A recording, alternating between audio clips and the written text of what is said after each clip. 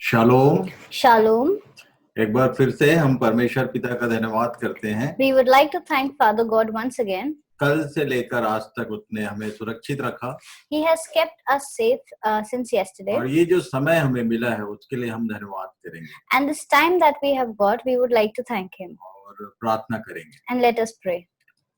प्रेमी परमेश्वर पिता, Dear Heavenly Father, प्रभु यीशु मसीह के नाम से आपके चरणों में आते हैं। we come to you in Jesus Christ our Lord. आपका धन्यवाद करते हैं We thank you इस समय के लिए for this time जो आपने हमें फिर से दिया। that you have given us. प्रभु जी, आपके वचनों पर हमारा मन लग सके Lord, may we concentrate on your word और वे बातें जो हमारे लिए आवश्यक हैं उनको हम समझ सकें। and the things which are important for us, may we understand them well. इसलिए हम अपने आप को, So we give ourselves, सारे इक्विपमेंट्स को all the equipments, और सारे पार्टिसिपेंट्स को आपके चरणों में सौंपते हैं। and all the participants we give at your feet. आपने हमारी प्रार्थना को सुना है। You have heard our prayers. आप हमारे मध्य उपस्थित हैं प्रभु, You are among us, Lord. इसलिए हम धन्यवाद करते हैं And so we thank you, Lord. और ये प्रार्थना हमारे प्रभु यीशु मसीह के पवित्र और मीठे नाम से मांगते हैं। And we ask this name in the sweet and blessed name of Jesus Christ our Lord. आमीन। Amen. तो फिर से एक बार आप सबों का स्वागत है So we welcome you all again, और हम अपने विषय में सीधे एंटर करेंगे। and let us enter into our topic. कल हमने प्रकाशित वाक्य 17 और उसके पहले और दूसरे पद पर ध्यान करके यहाँ छोड़ा था। We had yesterday we left at Revelation 17 first and second verses. यहीं से हम आगे चलेंगे। We are going to continue from here.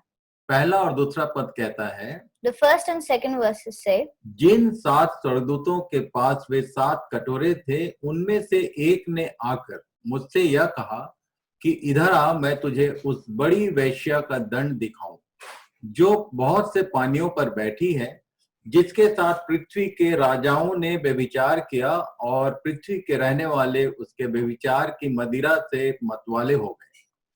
Then one of the 7 angels who had the 7 bowls came and said to me, Come, I will show you the judgment of the great prostitute who is seated on many waters, with whom the kings of the earth have committed sexual immorality, and with the wine of whose sexual immorality the dwellers of the earth have become drunk. और मैंने इस विषय में एक homework दिया था। And I had given you a homework regarding this.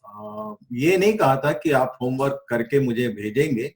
I had not asked you to do the homework and send it to me. मैंने कहा था कि आप इस पर विचार करना। I had asked you to think about it. वेश्या और दुल्हन, The prostitute and the bride.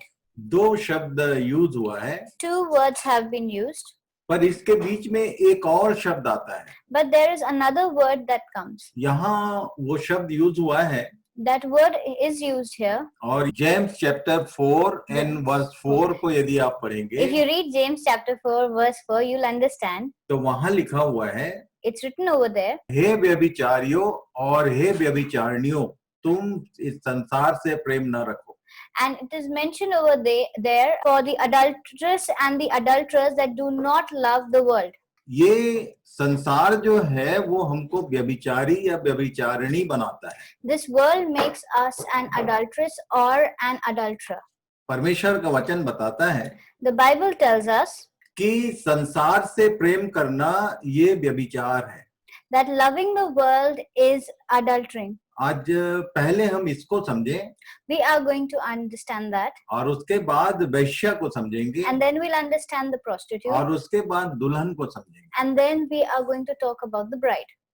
ये व्यभिचार की परिभाषा पौलुस ने समझाया है। Paul has explained the meaning of the word of sexual immorality. यदि आप याकूब 4 और उसके 4 को हिंदी में पढ़ेंगे तो कंफ्यूजन होगा।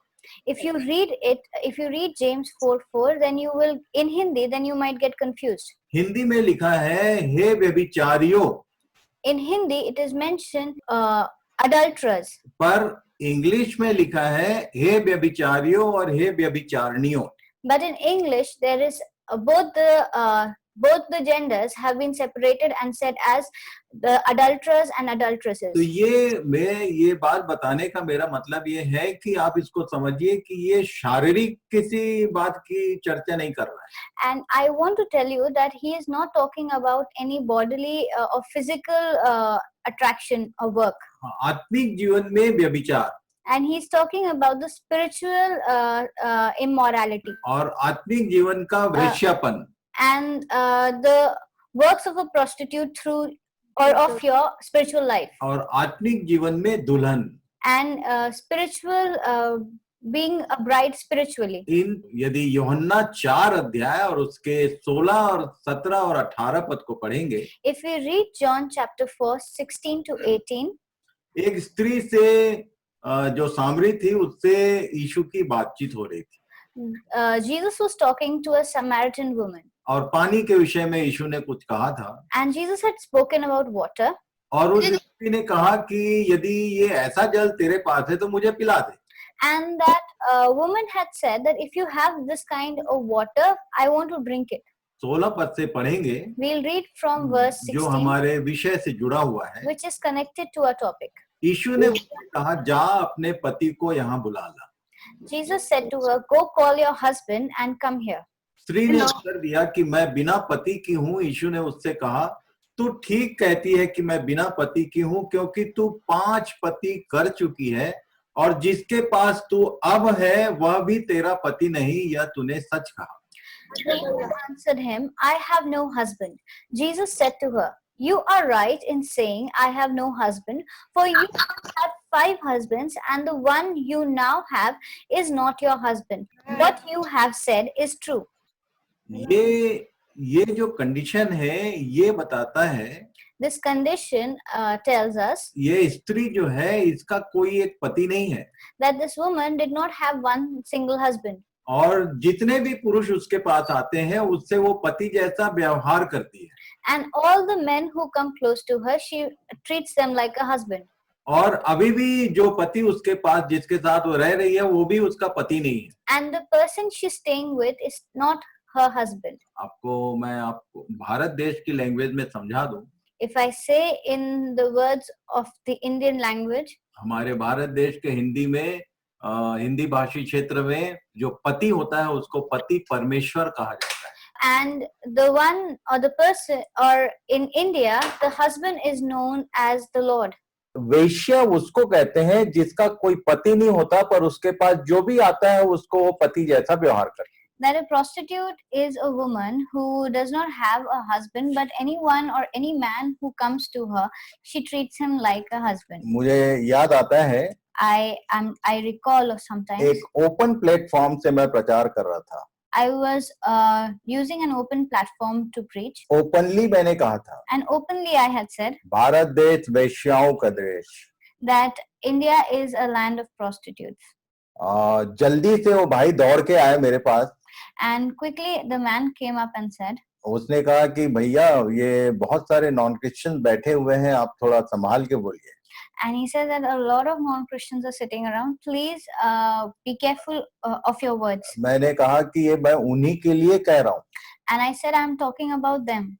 आप ध्यान कीजिए, If you pay attention, हमारे भारत देश में कितने लॉर्ड हैं इसका कोई गिनती नहीं है.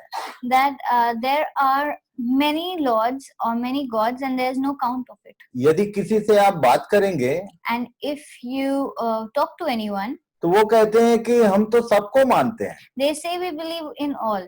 और मानना किसको बोलते हो? And what do they believe? Say what the word belief is. केवल अगरबत्ती जलाना और सिर झुकाना इसको मानना बोलते हैं. And they believe that using frankincense and bowing their heads is enough to believe. मैं अक्सर टेम्पो वगैरह में चिपका हुआ देखा.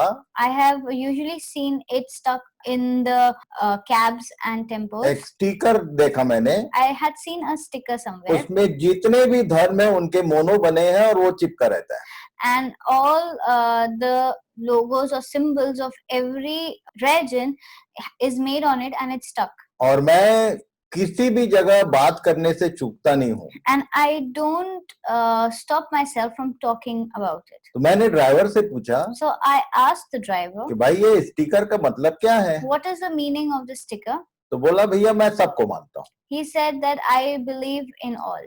किसको मानना बोलते हैं? What is the meaning of believing? वो अगरबत्ती जला दिया, सिर झुका दिया और नमस्ते कर दिया, उसके बाद बोला कि मैं इन सबको मानता हूँ।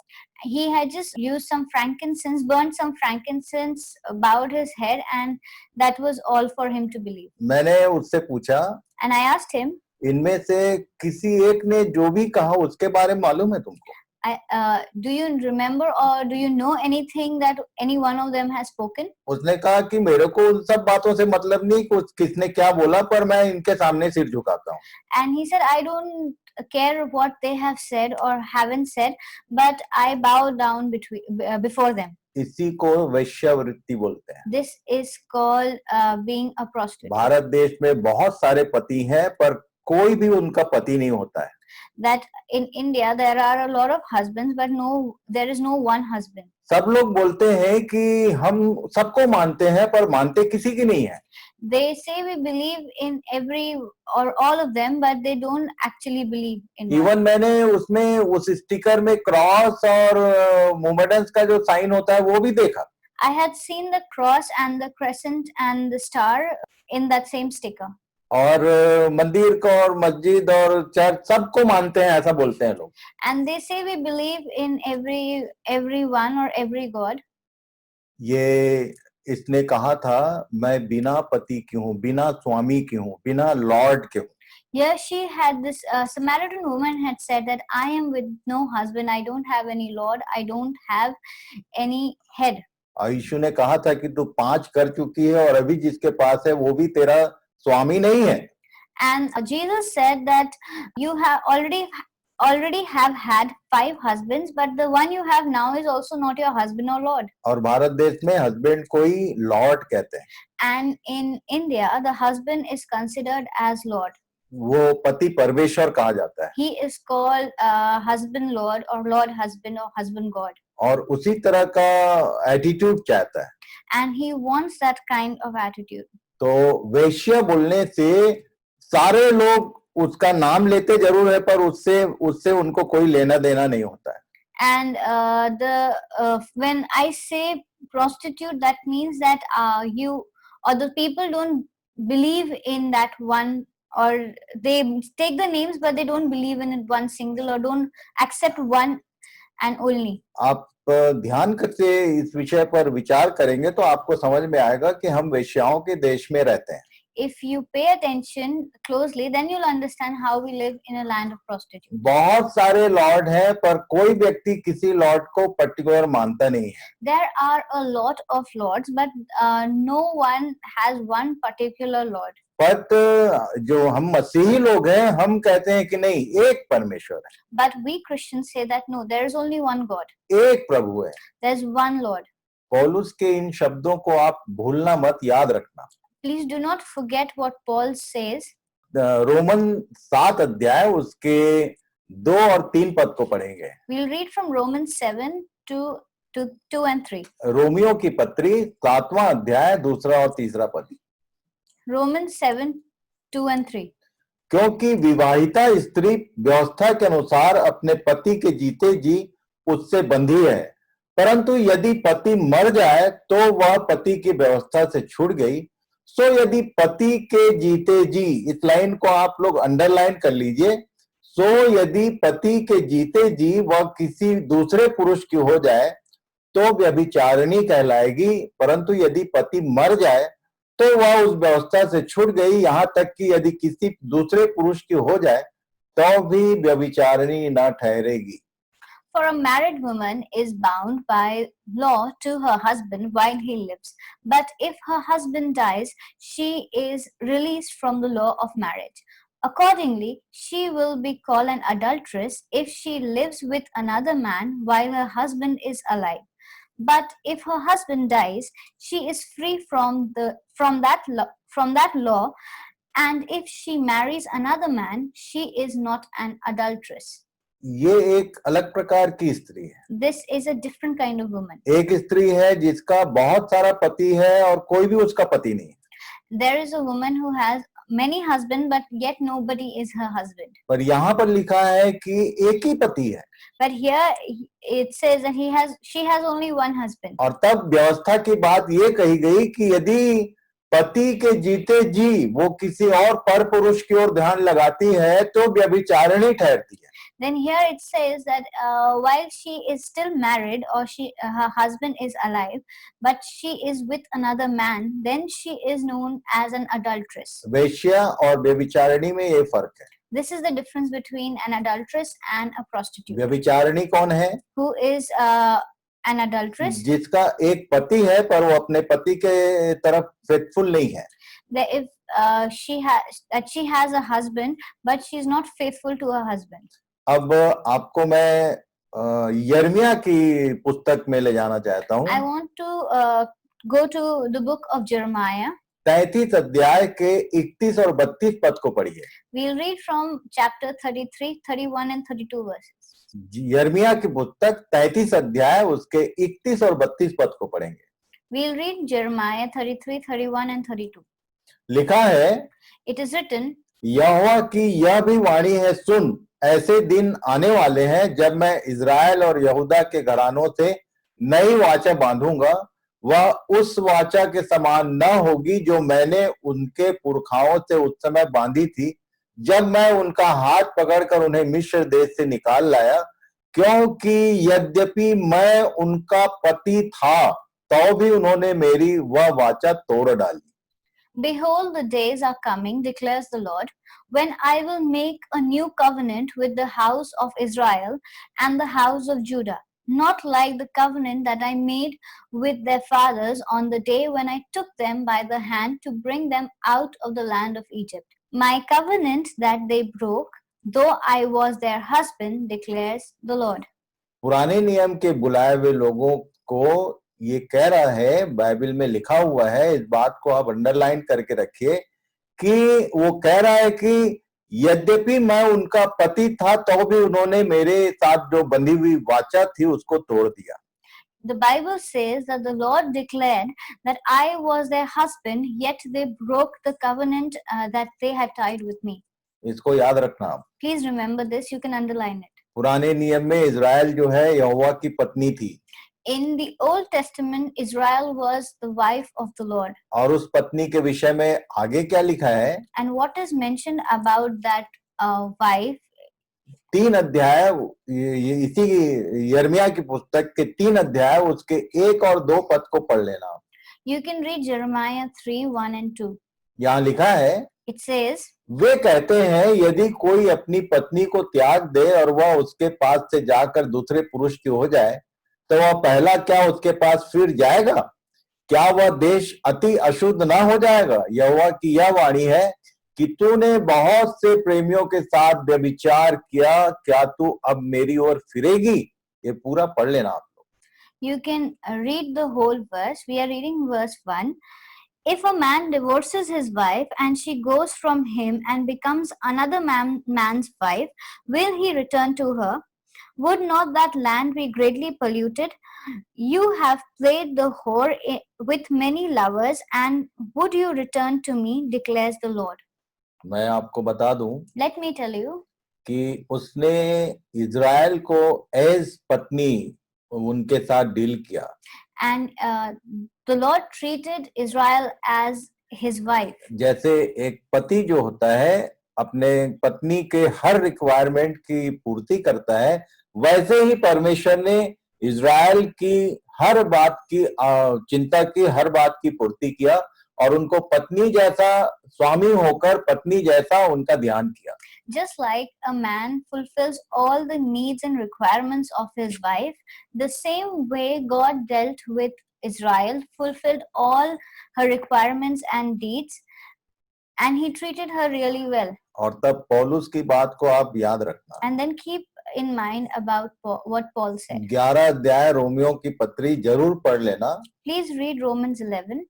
वहां लिखा हुआ है It is mentioned over there. कि जब उसने उनको नहीं छोड़ा तो तुमको कैसे छोड़ देगा? If he has not spared them, how will he spare you? इसलिए मैं कल से बोल रहा हूँ, पिछले 4-5 महीनों से बोल रहा हूँ, That is why since a long time I have been saying this. यदि आप यीशु के साथ फेथफुल नहीं होंगे तो आप भी व्यभिचारिणी ही कहलाएंगे. If you are not faithful with Christ or with Jesus, then you will be called an adulteress. एक दुल्हन है, There is a bride. एक लड़की है, उसकी मंगनी हुई है. There is a bride or a girl who has been engaged. Bible बताती है, पौलुस ने कहा, मैंने एक पुरुष के साथ तुम्हारी मंगनी की है कि पत्नी की नाई, कुंवारी स्त्री की नाई उसको सौंप दो. The Bible says that I have given you, or I have engaged you with a man, that when time comes I will give you as a bride to him. अब ब्याह हुआ नहीं है, The marriage has not yet happened. होने वाला है. It is going to happen. और उसके पहले ये विषय आया है. And before that, this topic has come. वेश्या से कोई शादी करेगा नहीं. Nobody marries a prostitute. पर आप होशे नबी की पुस्तक पढ़ना, But if you read Hosea, पहला ही अध्याय यदि आप पढ़ेंगे, if you read the first chapter, तो वहां लिखा हुआ है कि जा एक वेश्या को अपनी पत्नी बना ले. and there the Lord commanded him to go and marry a prostitute. ये इतना बड़ा अनुग्रह है भारत देश के लोगों के लिए. And this is like a big blessing to India. हमारे पूर्वज कौन थे? Who were ancestors? ये वेश्याओं में हम मूर्ति पूजक लोगों की संतान है. They are the sons or the children of the people who were worshipping idols. जो पता नहीं कितने लाख देवी देवता है, उन्हीं को मानने वाले लोगों का जनरेशन है हम. And there are lakhs and crores of gods and goddesses, and the people who believed in them, we are a generation of those. और पौलुस के शब्दों में हमारी मंगनी हुई है उसके साथ. And in the words of Paul, we are engaged to him. शादी नहीं हुई है. The marriage is yet to happen. और इसीलिए And so आप इस बात को ध्यान रखना. we need to think about this. मान लो एक लड़की की ब्याह की बात लगाई गई है, Imagine a girl is promised in marriage, और पति को मालूम हो जाए कि इसका तो प्रेम संबंध कहीं और है. and the fiance gets to know that she is involved somewhere else. अपने आप से पूछिए, क्या वो शादी करेगा उससे? Will he get married to him? मैं सोचता हूँ कि कदापि वो ब्याह नहीं हो सकता. I believe that this marriage cannot take place. वो तुरंत मंगनी तोड़ देगा. He will break the marriage with her. और इसलिए ये जांचने का समय है इन विषयों के साथ कि आप वेश्या थे, और वेश्या को एक नबी से कहा कि जा एक वेश्या को अपनी पत्नी बना ले, और इसने ये अनुग्रह, ये जो बुलाहट है भारत देश के लोगों को भी दिया है. And now you can see the grace of God that he had commanded a prophet to marry a prostitute, and this is like a grace on Indians too. और तब आपको ये ध्यान करना पड़ेगा Then you need to think of this, कि ठीक है, अब हम वेश्या नहीं है, that okay, now we are not prostitutes, हम बहुत जल्द अपने प्रभु से मिलने वाले हैं. and we are very soon going to meet our Lord. पर बीच बीच में आपकी आंख मिचौली ये दूसरे पार्टी से तो नहीं हो रही है? But is it that you are getting involved with someone else? कई बार ऐसा होता है. बिल्कुल साधारण सी बात मैं बता रहा हूँ Sometimes this happens. I'm talking about very simple things. कि गाड़ी में पीछे बाइक में पत्नी बैठी हुई है, That there is your wife sitting behind you on your और motorcycle, पति का ध्यान रोड पे है. and the husband is looking at the road. पत्नी हस्बैंड को नहीं देख रही है, The wife doesn't look at the husband. उसका ध्यान इधर उधर लगा हुआ है. She is looking here and there. अक्सर पीछे बैठने वाले लोगों को ज्यादा चोट आती है जब एक्सीडेंट होता है. Mostly the people who sit behind are the ones who get the hurt most. क्योंकि उनका ध्यान पति के साथ रोड पे जैसा ध्यान होता है वैसा ध्यान पत्नी का होता नहीं है. Because most of the time the people don't see on the road along with their husbands. हमारा प्रभु जो है वो दूल्हे की नाई हमारी अगुवाई कर रहा है. Our Lord is looking for us, looking at us like, और बीच बीच में हमारा संबंध शैतान से होता तो नहीं है. looking at us like a groom looks at his wife, but is it that there is a contact, or there is some kind of relation with Satan. Routine को अपने अपने चेक कर लो, You need to check your routine. कितना देर प्रभु आपका आपके साथ रहता है और कितना देर ये शैतान आपके साथ रहता है. For how long is your Lord with you, and for how long is is Satan around with you? मैं आपको बता दूं Let me tell you, कि जो हाल वेश्या का होने वाला है, whatever is going to happen with the prostitute, idol worshippers का जो हाल होने वाला है, whatever is going to happen with the idol worshippers, एक सेम चीज सारी कलीसियाओं का भी होने वाला है, क्योंकि कलीसिया जो है वो आज के दिन व्यभिचारिणी ठहरी है. the same thing is going to happen to the churches, because the church has been an adulteress, शैतान के जाल फंदों में फंसा हुआ है. and it has been, and she has been trapped or has been with Satan. आप एक बात को ध्यान रखना Please keep this in mind, कि जो आउटसाइडर है, थर्ड पार्टी जो बीच में होता है, that the outsider or the third person, वो संसार की चीजों के द्वारा हमको आकर्षित करने का प्रयास करता है. uses the worldly things to attract us. शैतान जो है इस संसार के द्वारा हमको परमेश्वर से अलग करने का प्रयास करता है. And Satan uses worldly things to separate us from God. आप ध्यान से देखिए कि आप कितने देर परमेश्वर की उपस्थिति से संसार के कारण बाहर रहते हैं. And we need to check how long we are away from the relationship we share with God, or with being with God, because of the worldly things. मैं हमेशा एक बात पूछा करता हूँ. I always ask, हमेशा हम लोग कहते हैं we always say परमेश्वर हमसे प्रेम रखता है, that God loves us, हमारा ध्यान रखता है. and He keeps care of us. पर क्या आप भी परमेश्वर से प्रेम करते हैं? But do you also love God? At a time 3 बार पूछा था पतरस से And Jesus had asked Peter 3 times, कि क्या तू इनसे बढ़कर मुझसे प्रेम करता है? do you love me more than them? और प्रेम का एक ही प्रमाण होता है. And there is only one proof of love. किसी को किसी से प्रेम हो जाए, If somebody loves someone, तब वो सांसों में तू और आंखों में तू और क्या क्या गाना होता है, वो प्रेम होता है, तभी होता है. when all the lyrics of love and togetherness, then it comes out. आपके ध्यान से ये परमेश्वर हटता तो नहीं है? Is God getting away from your thoughts? आपके माइंड में संसार की बातें नहीं चाहिए, वैसा नहीं है. And you don't require anything worldly.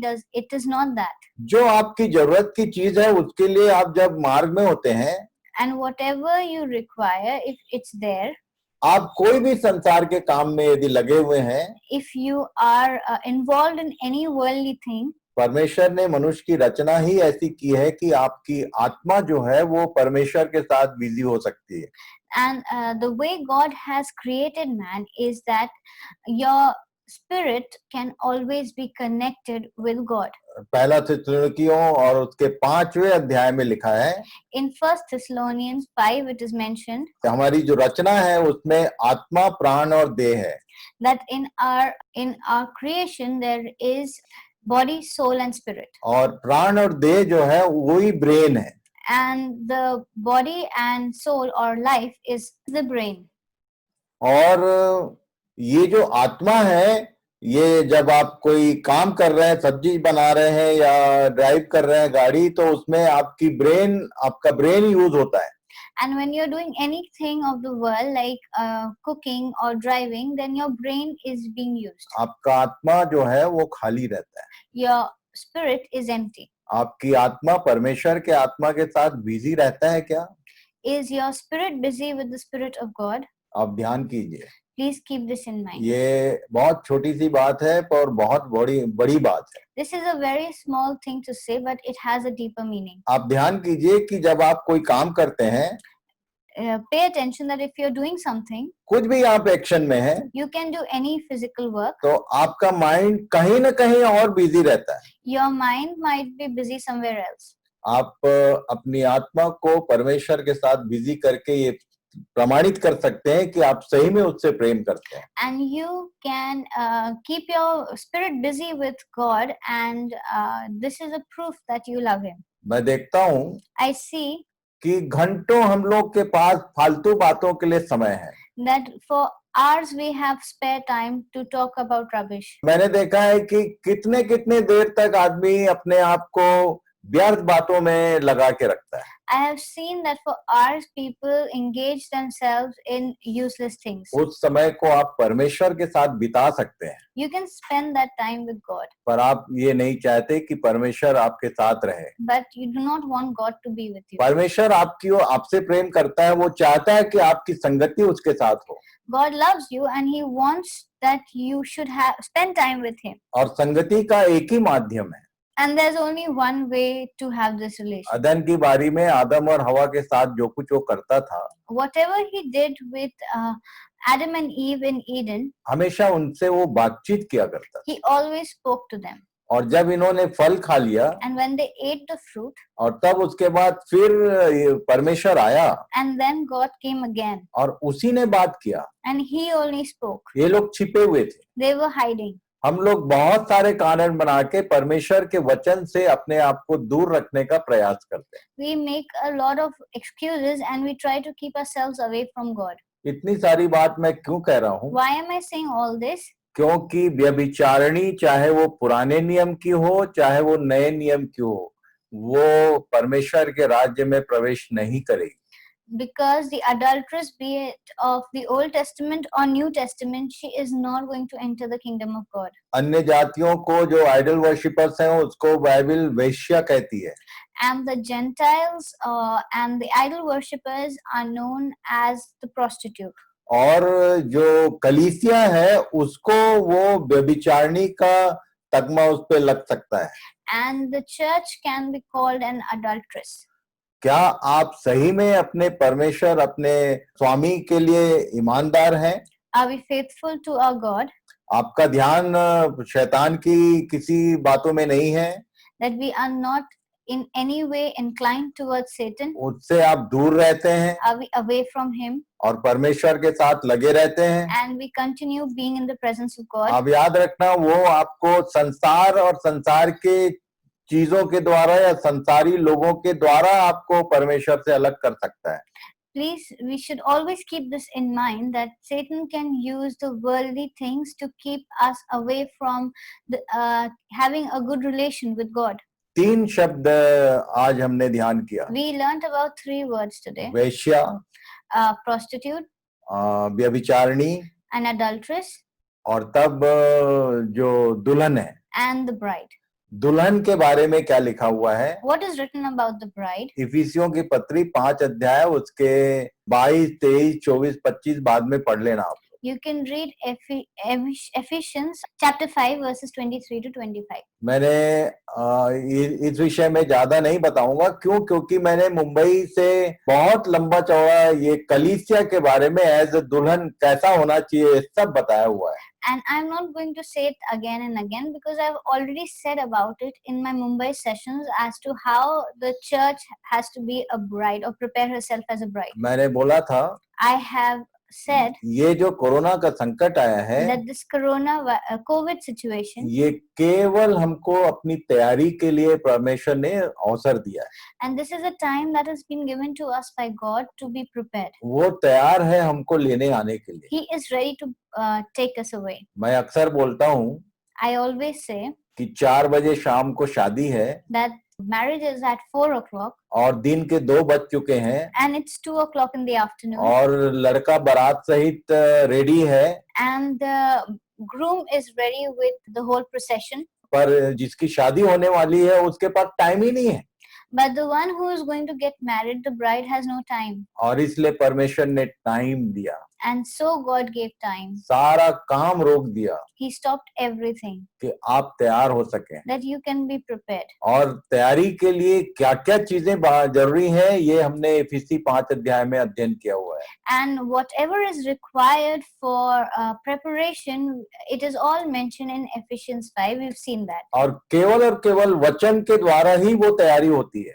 And only through the word does this preparation take place. 5 के 25 पद को पढ़ लेना आप। Please read Ephesians 5:25. वो जो है वो अपनी पत्नी को लेने आ रहा है And the one who's coming to take his bride. और इसीलिए वचन के द्वारा वो अपने पत्नी को तैयार करना चाहता है। And that is why through the word he wants to make his bride ready. जितना ज्यादा आप वचन में रहेंगे उतनी अच्छी तैयारी आपकी हो सकती है। The more you involve yourself in the word, the better you will be in your preparations. तो यहाँ से आगे हम चलेंगे So let's move forward. वैश्या के विषय में। Let's see what happens to the prostitute. जब भी स्त्री को दिखाना होता था Whenever a woman had to be shown, तो उसने कहा कि इधर आ, मैं तुझे पत्नी की दुल्हन दिखाता हूँ, और एक ऊंचे पहाड़ पर ले गया। and then he said, "Let me show you the bride of the Lamb," and he took him on a high mountain. पर ये वैश्या को दिखाने के लिए कहाँ ले गया? But where did he take him to show the prostitute? प्रकाशित वाक्य के 17 अध्याय उसके 3 और 4 पद को पढ़ेंगे। We'll read Revelation 17:3 and 4. तब वह मुझे आत्मा में जंगल को ले गया और मैंने किरमिजी रंग के पशु पर जो निंदा के नामों से छिपा हुआ था और जिसके 7 सिर और 10 सींग थे, एक स्त्री को बैठे हुए देखा। यह स्त्री बैंजनी और किरमिजी कपड़े पहनी थी और सोने और बहुमूल्य मणियों और मोतियों से सजी हुई थी, और उसके हाथ में एक सोने का कटोरा था जो घृणित वस्तुओं से और उसके व्यभिचार की अशुद्ध वस्तुओं से भरा हुआ था। And he carried me away in the spirit into a wilderness, and I saw a woman sitting on the scarlet beast that was full of blasphemous names, and it had 7 heads and 10 horns. The woman was arrayed in purple and scarlet and adorned with gold and jewels and pearls, holding in her hand a golden cup full of abominations and impurities of her sexual immorality.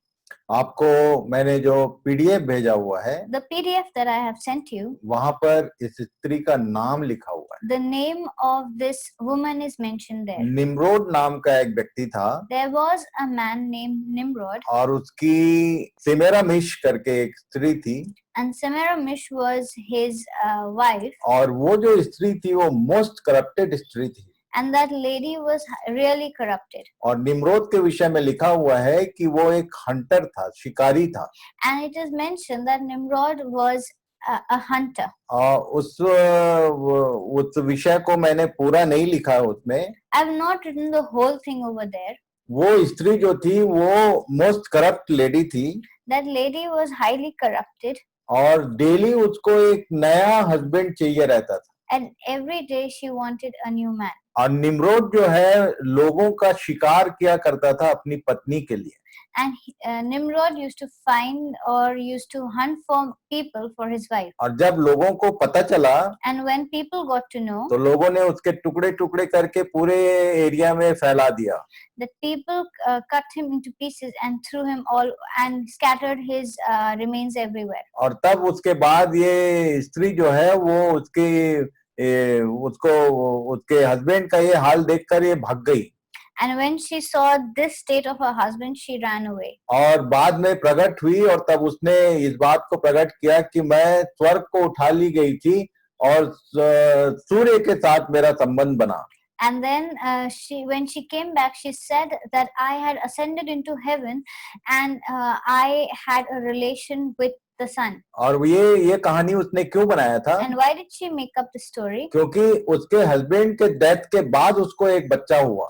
Because after the death of her husband, a son was born. और ये बताता है कि ये व्यभिचारिणी स्त्री थी। And it says that she was an adulteress. और उसने ये इस बात को डेवलप किया And she developed this, कि मैं सन गॉड के पास गई थी, that I had ascended to sun god. और सन गॉड बोलने से सूर्य देवता के पास गई थी, that I had gone to the sun god, और तब उसके साथ मेरा शारीरिक संबंध हुआ and we had a physical relation, और सूर्य देवता के माध्यम से ये बालक पैदा हुआ and through him I had this child. और सूर्य देवता ने मुझे स्वर्ग की रानी बनाया And he has made me the queen of heaven. और उसके बाद इसी ने ये आइडल वर्शिप का आरंभ किया था And she started the system of idol worship. उसने अपने आप को स्वर्ग की रानी कहा She called herself the queen of heaven, सूर्य को देवता कहा and she called sun god, और व्यभिचार से जन्मे उस बच्चे को उसने ईश्वर का पुत्र नाम दिया and she named the son, or she called the son who was born out of a wedlock as the sun god. ये 11 अध्याय जो उत्पत्ति का है बेबीलोन का टावर ये निम्रोदी बनवा रहा था And Nimrod was the one who was getting this Tower of Babel being made. जब उसके इस काम को परमेश्वर ने देखा And when God saw this, तो उसने इनकी भाषा में गड़बड़ी डाली and he caused a chaos in their language, और वहां से उसने उन लोगों को इस पृथ्वी पर फैला दिया and from there he had scattered all the people all over the world. अब तब ये जो ट्रिनिटी है इनका ये अलग अलग नाम से पूरे संसार में फैल गया And this Trinity, or this family was spread all over the world. और उसके बाद अलग अलग नाम से अलग अलग ढंग से अलग अलग कारणों से बहुत सारी चीज मनुष्यों के बीच में डेवलप हो गई And in different ways, different cultures, because of different situation, a lot of things developed in among the human races. और तब यहाँ लिखा हुआ है ये एक पशु पर बैठी है And here it is said that she is sitting on a scarlet beast जिसके 7 सिर और 10 सींग थे who has 7 heads and 10 horns. मैं आपको याद दिलाऊं पशु बोलने से ये एम्पायर्स हैं Let me remind you, by when we say beast, it is a kingdom. Egypt से लेके आगे के जो 8 माउंटेन किंगडम थे ये सारे के सारे आइडल वर्शिपर्स लोग होते थे And from Egypt, right from Egypt till the next 8 of those kingdoms, they were all idol worshippers. जिन लोगों ने शुरू से इस अध्ययन में भाग नहीं लिया है The people who have not been with us from the beginning of the sessions, और मैं निवेदन करूंगा कि आप अप्रैल 6 तारीख से रेस्ट ऑफ द जो एपिसोड्स है उनको आप देख लेना please look at all the episodes that are from April 6th onwards on YouTube. वहां से हम लोगों ने शुरू किया है Daniel and revelation We have started from there, Daniel and Revelation. और उसके साथ हम लोगों ने ध्यान किया था कि कैसे इजिप्शियन बॉन्डेज में इजरायली गए And from there we had learned how the Israelites went into the Egyptian bondage. और उसके बाद अश्शूर की बंधुआई में कैसे गए How did they become slaves of Assyria? उसके बाद ये बाबुल की बंधुआई में कैसे गए How did they become slaves of Babylon? इन सब बातों को हमने ध्यान किया हुआ है We have learned all, and we've learned all of these things. और तब ये जो स्त्री कह रहा है यहाँ पर And the woman he is mentioning here, जिसको वैश्या नाम दिया गया है who has been called the great prostitute, जैसे ये जो कलीसिया है जो ब्राइड है जो दुल्हन है वो कोई एक स्त्री नहीं है just like that, the church is not one single woman. वो एक बुलाए हुए लोगों का समूह है It is like a metaphor for the people who have been called out. वैसे ही ये जो वैश्या नाम है ये शैतान के द्वारा तैयार किए गए जितने जो आइडल वर्शिपर्स हैं इन सारे लोगों को वैश्या नाम दिया गया है And in a similar manner, this prostitute is not one woman. It is a group or many people who have been prepared by Satan, all the idol worshippers who have been prepared by Satan.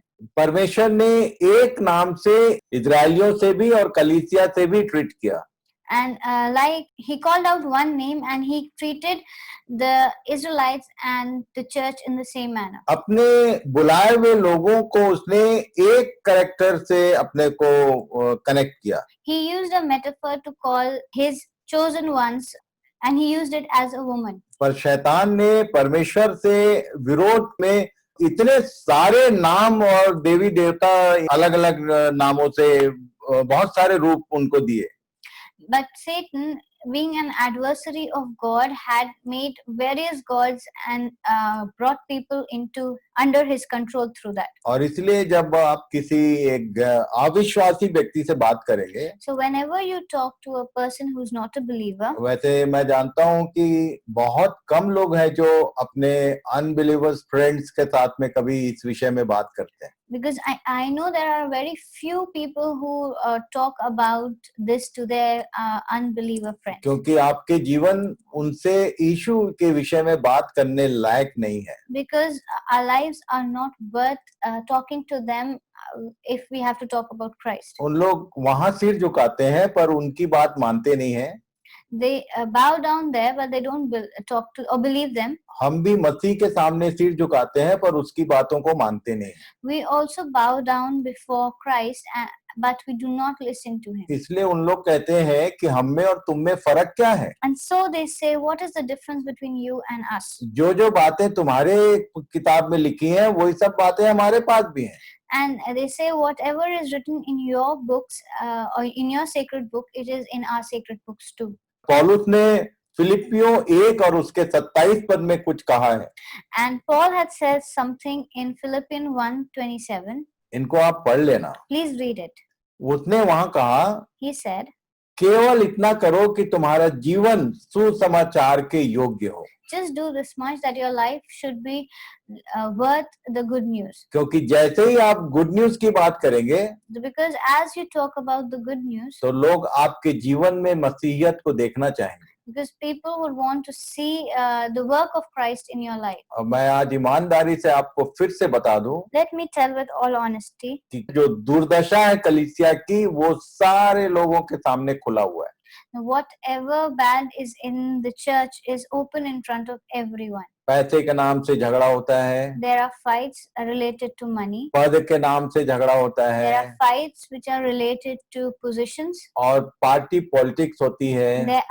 There's church politics.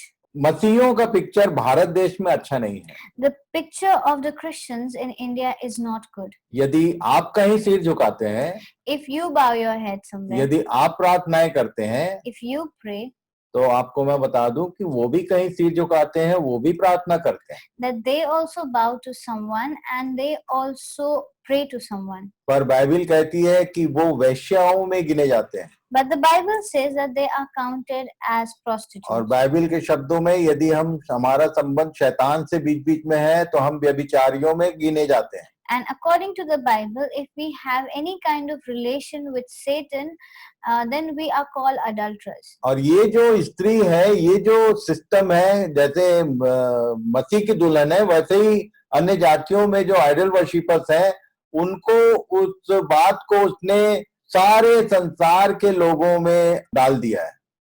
And just like this adulterous nature of the bride or the church, in the same way, Satan has used this and made this into an adulterous or this immoral act of the woman all over the world. आपको मैं बता दूं, Let me tell you, आप ध्यान से पढ़ना। if you read, ये जो कलीसिया नाम की जो दुल्हन है उसके लिए एक ड्रेस बताया गया। there is a dress which has been prescribed or spoken about for the church bride. एक महीन मलमल उसको दिया गया है। A fine linen has been given. पर ये जो स्त्री है, इसके पास क्या क्या है? But this prostitute, what does she have? और इसीलिए लोग यहाँ से बाहर नहीं निकल पाते हैं क्योंकि ये बहुत ही अट्रैक्टिव दिखती है। And this is the reason that people are unable to separate themselves from this situation because she looks very attractive. ये क्या है? What is it? यहाँ लिखा हुआ है, It is mentioned. यह स्त्री बैंगनी किरमिजी कपड़े पहनी थी और सोने और बहुमूल्य मणियों और मोतियों से सजी हुई थी और उसके हाथ में एक सोने का कटोरा था जो घृणित वस्तुओं से और उसके व्यभिचार की अशुद्ध वस्तुओं से भरा हुआ था। Now, this woman was wearing purple and scarlet and was adorned with gold, jewels, pearls, and she was holding a golden cup full of abominations and impurities of her sexual immorality. आप देख लीजिए, If you see, कलीसिया और वैश्या का dress कितना different है।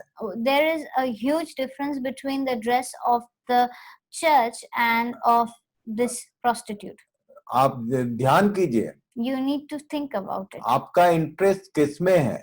Where is your interest? विश्वासियों के धर्म के काम, धार्मिक लोगों के धर्म के काम जो हैं, वो ही कलीसिया का ड्रेस होता है।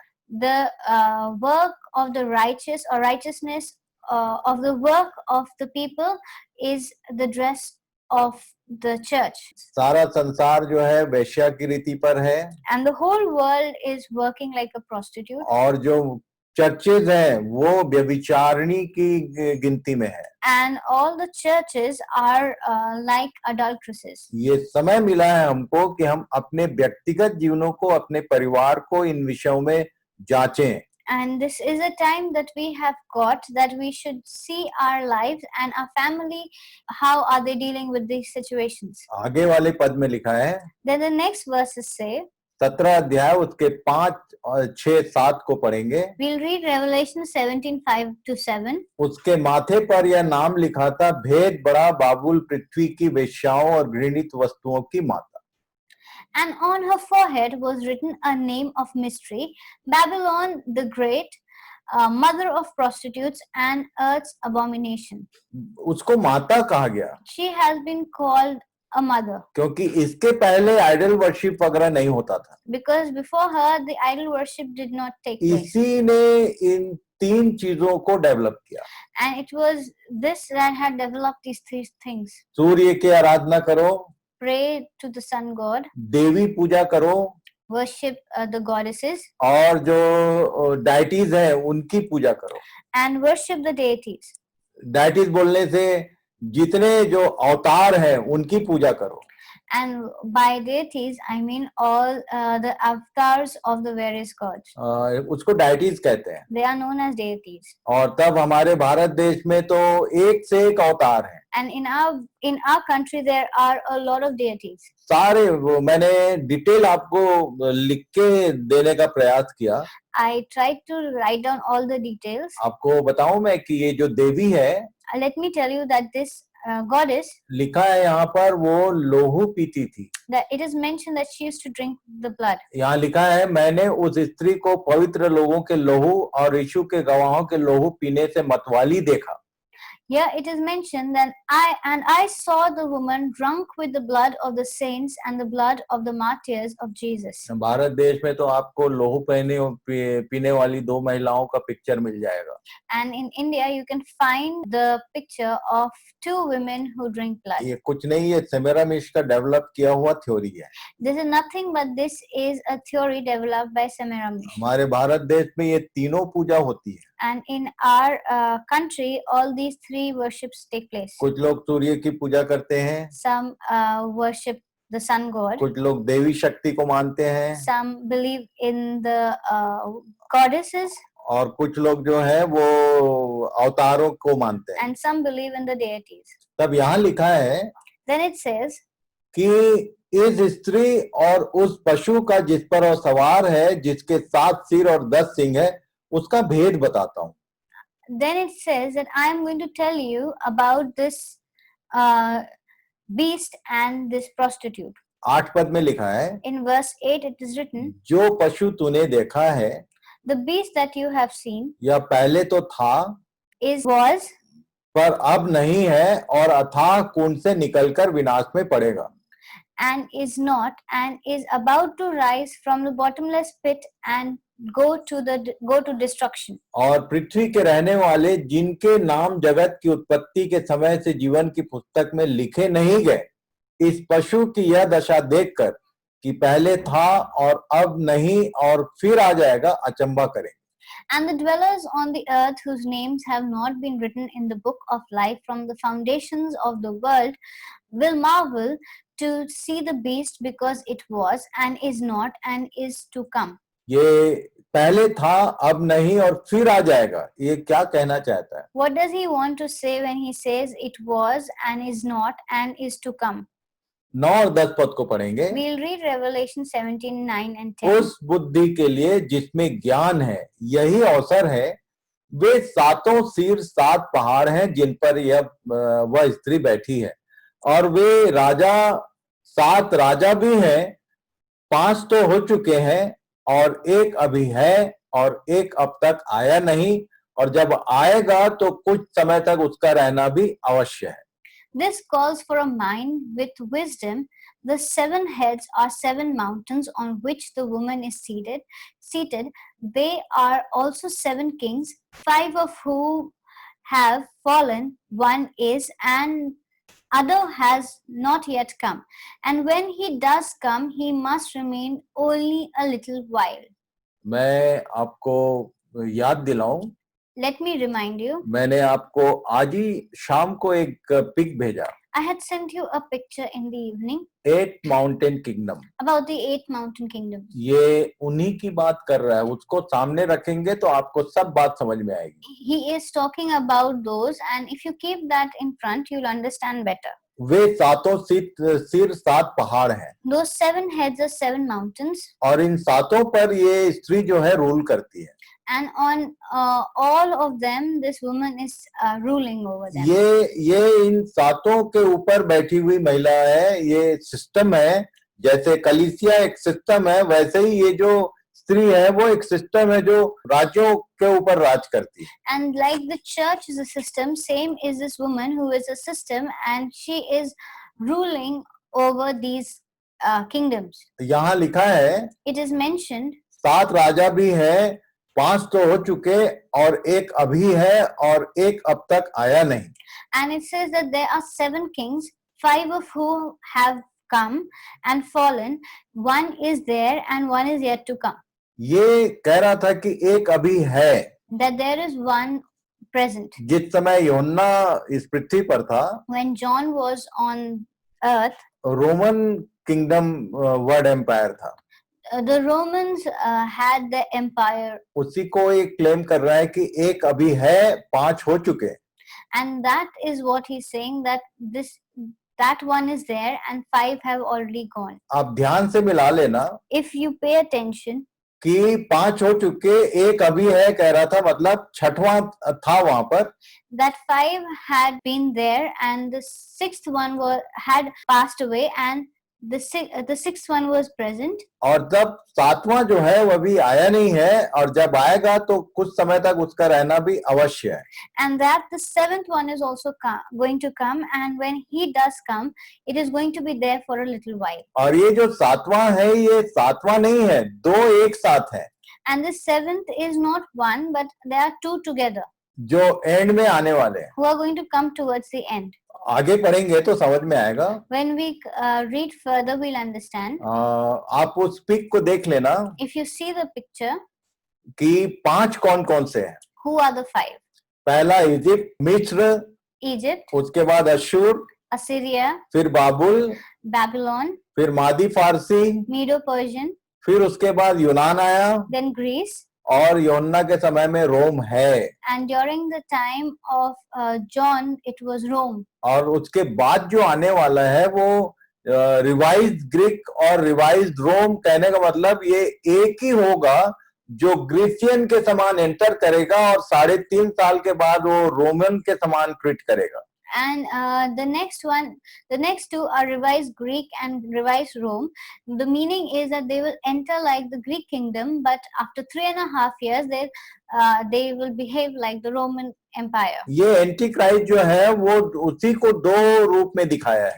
And the Antichrist has been shown in two ways. वो एक बहुत ज्ञानी के समान एंटर करेगा, He is going to enter like a very knowledgeable one. और 3.5 साल तक वो सारी समस्या का हल निकाल देगा। And for 3.5 years, he is going to sort out all kinds of पर problems. ठीक 3.5 साल के बाद वो अपने ओरिजिनल रूप में आएगा। But right after 3.5 years, he will come in his real character, और वो रोमन्स के समान रौंदेगा। and like the Romans, he is going to crush the people. वो बहुत कठोर उसका समय होगा। That time is going to be devastating. और उसी समय जितने लोग रहेंगे और ये रोमन जो गवर्नमेंट है, इन सब के ऊपर परमेश्वर का प्रकोप भड़केगा। And all the ones who are going to be there, and the whole Roman government, God's wrath is going to be poured on them. वो एज अ ग्रीस एक ज्ञानी व्यक्ति के समान एंटर होगा He is going to enter like a knowledgeable person, और Romans के समान 3.5 साल के पूरे होने के तुरंत बाद वो अपने ओरिजिनल क्रूर रूप में आएगा. and after 3.5 years, he is going to crush like the Romans. मैंने आपको बताने का प्रयास किया कि ये जो 7वां होगा ये एक्चुअल में यूनान का रिवाइज्ड रूप होगा. And what I have been trying to tell you is that the 7th one is going to be the revised Greek. अब उसके बाद जो 7 से उत्पन्न होगा 8वां 7 गुण एक में होगा वो एंटी क्राइस्ट का भयंकर रूप होगा. And the one which will have all the characters of the previous 7 is going to be the worst of the Antichrist. और वो विनाश में पड़ेगा. And he is going to go to destruction. कैसे विनाश में जाएगा ये आगे देखेंगे. We will see how he will face his destruction. पर यहाँ पर 10 सिंह के विषय में बताऊं. Let me tell you about the 10 horns. जो 10 सिंह तूने देखे वे 10 राजा हैं जिन्होंने अब तक राज्य नहीं पाया पर उस पशु के साथ घड़ी भर के लिए राजाओं का सा अधिकार पाएंगे. The 10 horns that you saw are the 10 kings who have not yet received royal power, but they are to receive authority as kings for 1 hour together with the beast. इसको फिर से मैं आपको अंडरलाइन करवाऊं. Please underline this. ये जो 10 सिंह तूने देखे हैं वे 10 राजा हैं. These 10 horns are 10 kings. जो जिन्होंने अब तक राज्य नहीं पाया. They have not received their royal powers. तो मैं आपको एक बार फिर प्रेजेंट टाइम को इसके साथ समझाऊं. With present times, I want to explain this. अभी जितने भी जो बड़े-बड़े कंट्रीज हैं वर्ल्ड पावर अप्रूव करने की कोशिश में है. And all the countries are trying to prove themselves as world superpowers. जिसमें अमेरिका है और रशिया है और चाइना है. ये सब अपने को सबके ऊपर बताने का प्रयास कर रहे हैं. America, then Russia, China, all these countries are trying to show their superiority. और थर्ड वर्ल्ड वॉर का ये टाइम आया हुआ है. And this is the time of the Third World War. किसी भी दिन शुरू होगा. It may start any day. और थर्ड वर्ल्ड वॉर में कलीसिया इस पृथ्वी पर रहेगी. And during the time of the Third World War, the church will be there on the earth. आज नहीं कल आप देख लेना. Not today, but sometime. ये होने वाला है. It will take place. और जब ये आपस में लड़के समाप्त हो जाएंगे इनके पास जो कुछ है वो सब ये लोग युद्ध में लगा देंगे. And whatever they have, they are going to use up in the war. तब 10 छोटे-छोटे राज्य हैं ये अधिकार उनको मिलेगा. Then there will be 10 smaller kingdoms or countries who will get this power. आपने यूरो के विषय में सुना होगा. You might have heard about Euro. इसमें छोटे-छोटे किंगडम्स हैं. There are small countries which are a part of it. ये लोग वर्ल्ड पावर बन जाएंगे. They will become the world power. ये लिखा हुआ है. It is mentioned. और जो कुछ बाइबल में लिखा है वो पूरा होगा. And whatever is mentioned in the Bible is going to take place. यहाँ तक की बातों को आप बहुत ही सावधानी से गंभीरता पूर्वक ध्यान कीजिए तो ही समझ में आएगा. If you take note of all these things with all seriousness, then you will understand all these things. यदि आपको कोई बात नहीं समझ में आई तो आप मुझे कॉल कर सकते हैं. If you don't understand anything, please call me. या मैसेज कर सकते हैं. Or message me. आज मेरे ख्याल से मैंने कोई होमवर्क नहीं दिया है. I have not given any homework today. इसलिए कि ये अपने आप में स्वयं होमवर्क है. इन बातों को बार-बार यदि आप नहीं सुनेंगे तो आपको कुछ भी समझ में नहीं आएगा. Because this is a homework in itself, and if you don't understand these things, then you will not understand anything more. वैश्या बोलने से आपको कंफर्म होना चाहिए. If you should know what is the meaning of a prostitute. पूरा संसार जो है आइडल वर्शिप में लिप्त है. The whole world is involved in idol worship. बच गया जो क्रिश्चियनिटी है, मसीहियत है, वो व्यभिचार में मस्त है. And Christianity is adulterous. मुझे कोई इसमें बोलने में कोई भय नहीं लगता. I'm not scared in saying this. क्योंकि ये बात परमेश्वर देख रहा है. Because God is seeing it. वो अपने नाम से जुड़े लोगों पर अपनी दृष्टि लगाए हुए है. He is looking out for people who have a print of his name or are attached to his name. और वो देख रहा है कि कैसे हम शैतान और उसके बातों में फंस जाते हैं. and he's seeing how we get involved with Satan. अपने आप को संसार से और शैतान से अलग रखने का प्रयास करो। Try to keep yourself away from Satan. ये समय है This is the time कि अपना मन प्रभु की बातों में लगा लो। that concentrate on the word of God. अनुग्रह हट जाएगा, कलीसिया के साथ साथ अनुग्रह उड़ जाएगा। With the church rapture, the grace will also be taken away. उसके बाद फिर मन फिराने का अवसर नहीं होगा। Then there is no time to repent. और जब 2 लोग आकर प्रचार करेंगे तो वो केवल 1,44,000 जो गिनती हमने देखा है वो उनके लिए रहेगा।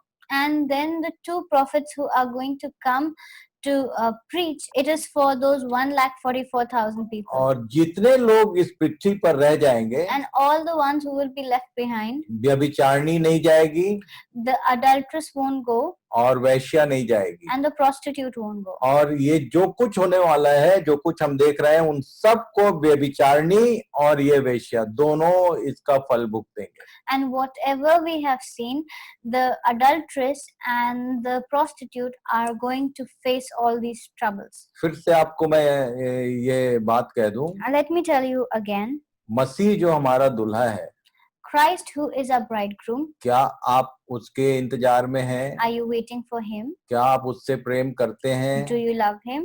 क्या आप बता सकेंगे कि हाँ आपके पास वो वस्त्र है? And can you say that yes, I have the garment? कहीं आपके पास ये पशु वाला वस्त्र तो नहीं है? Hope you don't have the garment of the ये beast. ये जो वैश्या है उसका वस्त्र उसके पीछे तो नहीं पड़ गए हैं आप? And hope you are not behind the prostitute. प्रभु सहायता करे। God may guide you. इससे आगे की बातों को हम लोग नेक्स्ट सेशन में देखेंगे। We will see the next or things that will happen next. We'll see in the next session. तो प्रभु आप सबों को आशीष दे, God bless you all. आपकी अगुवाई करे, May He guide you इन सब बातों को समझने में सहायता करे। and may He help you to understand these एक बार things. फिर से आप सबों को धन्यवाद Thank you once again और good night. and good night.